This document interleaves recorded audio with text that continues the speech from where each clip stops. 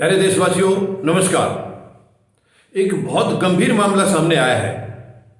यानी पीएमओ के सचिव ने इलेक्शन कमीशन के अधिकारियों से 16 नवंबर को अनौपचारिक मीटिंग की है। 16 नवंबर को, और इससे एक दिन पहले यानी कि 15 नवंबर को चिट्ठी भेजी गई है। उसमें लिखा गया था कि मतदाता सूचियों के बारे में कुछ डिस्कशन करना है और इसमें मुख्य निर्वाचन आयुक्त भी उपस्थित रहें। ये बहुत गंभीर मामला है, बहुत गंभीर मामला है। प्रोटोकॉल के अंदर ये बिल्कुल इजाज़त नहीं है। पहली बात तो प्रधानमंत्री महोदय को भी इजाज़त नहीं है इलेक्शन कमीशन को अपने ऑफिस में बुलाना, क्योंकि इलेक्शन कमीशन एक इंडिपेंडेंट बॉडी है, निष्पक्ष तौर पर काम होता है वहाँ। और यही बड़ी दुख की बात है कि पिछले कुछ दिनों से देखा जा रहा है कि इलेक्शन कमीशन की सरकार के साथ कुछ सांठ-गांठ है। ये इस किस्म की बहुत ही दुर्भाग्यपूर्ण है। अगर ऐसा है तो बहुत ही दुर्भाग्यपूर्ण है, क्योंकि कुछ हालात ऐसे नज़र आ रहे हैं। मैंने खुद पिछले 2019 के चुनाव में इलेक्शन कमीशन को शिकायत की थी, कुछ कोड ऑफ कंडक्ट का उल्लंघन था और उनके बारे में भी कोई एक्शन नहीं लिया गया। तो ऐसा लगता है कि कुछ तो है दाल में काला। और अब ये यानी पीएमओ का एक सचिव वो मीटिंग बुला रहा है, वो मीटिंग कर रहा है अधिकारियों से, वो भी अनौपचारिक मीटिंग, और उसके अंदर लिखा जा रहा है कि चीफ इलेक्शन कमिश्नर यानी मुख्य चुनाव आयुक्त भी इसमें हाजिर रहें। ये सच में बहुत गंभीर मामला है, ये चिंता की बात है। ये हम लोगों को इसका पता करना पड़ेगा ये क्यों है। देखिए, कोई भी सरकार है, सरकार में बैठे वालों के पास ये अधिकार नहीं है कि वो जो मर्जी करें। वो जनता से ऊपर नहीं है, कानून से ऊपर नहीं है या देश से ऊपर नहीं है। ये दुर्भाग्यपूर्ण स्थिति है कि वर्तमान में जो सरकार है वो तानाशाही से अपना काम कर रही है और हर किसी को एक मतलब मूर्ख समझ रही है। ये बहुत दुख की बात है।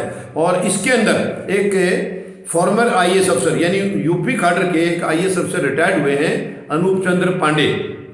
जून में ये रिटायर हुए हैं। इनको अपॉइंटमेंट कर दिया गया इलेक्शन कमिश्नर के तौर पर निर्वाचन आयोग में। और इसके पीछे कुछ ऐसे सुनने में आ रहा है कि कुछ सरकार की साजिश है कि ये कुछ इनसे, क्योंकि वो यूपी काडर के हैं, तो चुनाव में इनसे कोई गलत मदद ली जाएगी, ऐसी आशंका है। ये सुनने में आ रहा है कि कुछ 20,000 के करीब वोट हर कंस्टिट्यूंसी से काटे जाएंगे। ये क्यों काटे जाएंगे, ये बड़ी अजीब बात है। इसका मतलब ये बीजेपी को ये पता चल गया है कि इनकी साजिश बिल्कुल फेल हो रही है, जो साजिश कर रही थी ये। यानी किसानों का मुद्दा भी, ये जो 3 कृषि कानून वापस लिए उसमें भी यही कारण था कि इनको अपनी ज़मीन खिसकती नज़र आ रही है, इसी वजह से वो कानून वापस हुए हैं। और अब इनको ये पता है कि पूरी केवल उत्तर प्रदेश नहीं, पूरा देश इनके विरोध में खड़ा है और इनकी हर हालत में हार है, निश्चित है हार। तो उसको बचाने के लिए जो इनको मालूम है कि इनके वोटर नहीं है, बीजेपी के जो वोटर नहीं है, ऐसे लोगों की वोट काटी जा रही है। अगर ऐसे लोगों की वोट काटी गई तो निश्चित है फिर तो ये गलत तरीके से जीत ही जाएंगे। ये बहुत ही दुर्भाग्यपूर्ण स्थिति है। इसे हम माननीय सर्वोच्च न्यायालय में भी लेकर जाएंगे। मैं जनता से अपील करूंगा, आप लोग सड़कों पे आइए। ये बहुत ही दुर्भाग्यपूर्ण स्थिति है अगर ऐसा है तो।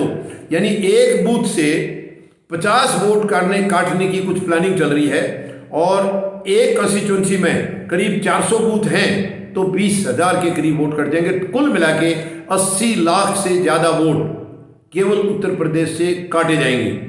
अगर ये है तो सचमुच ये धज्जियाँ उड़ रही हैं लोकतंत्र की धज्जियाँ तो इस सरकार ने उड़ाई रखी हैं। जब से 7.25 साल से ये सरकार आई है, ये लोकतंत्र को इन्होंने ख़त्म कर दिया है, केवल तानाशाही चल रही है। लेकिन वर्तमान में यानी इस किस्म की भी हरकतें करके ये चुनाव को अपने पक्ष में करेंगे तो इससे ज़्यादा दुर्भाग्यपूर्ण स्थिति कुछ हो नहीं सकती है। फिर चुनाव कराने की जरूरत क्या रह गई है? फिर तो आप तानाशाह तरीके से आप बैठ जाइए, वैसे ही सीधा एक ऑर्डर पास कर दीजिए कि अब चुनाव नहीं होंगे इस साल और अगले 5 साल के लिए ये सरकार एज इट इज रहेगी।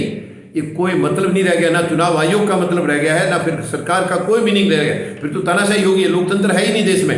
ये बहुत गंभीर सिचुएशन है और हमें इसके ऊपर बहुत गंभीरता से एक्शन लेना होगा।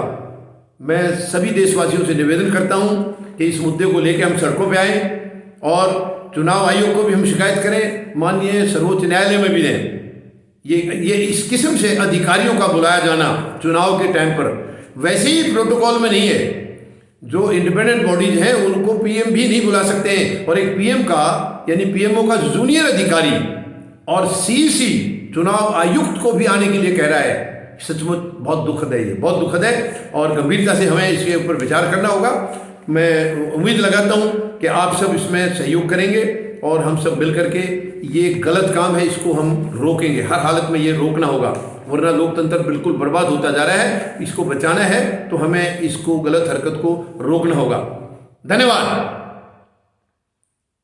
जय जवान, जय किसान, जय हिंद।